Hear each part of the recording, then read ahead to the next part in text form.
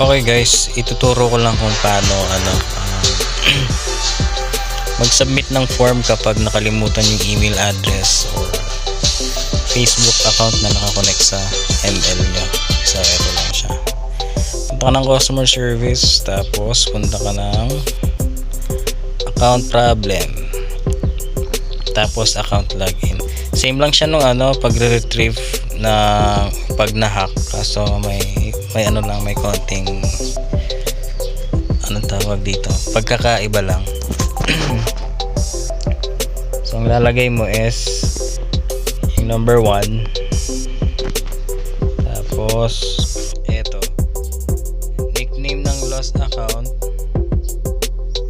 tapos server ng lost account, ID number, make sure na alam mo, tapos yung device na ginamit mo, yung phone na ginamit mo to register your account.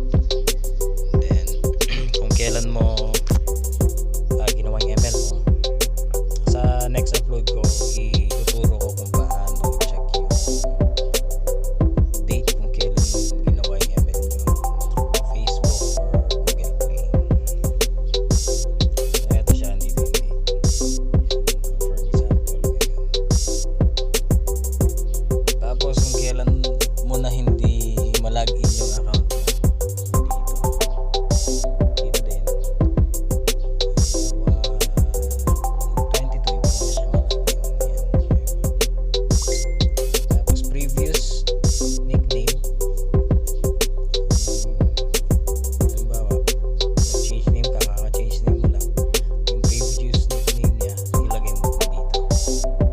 Tapos kung nag-purchase ka na, kung nag-recharge ka, in-app recharge, ito i-select mo lang yung paid kung nag-in-app purchase ka, never paid kung hindi naman.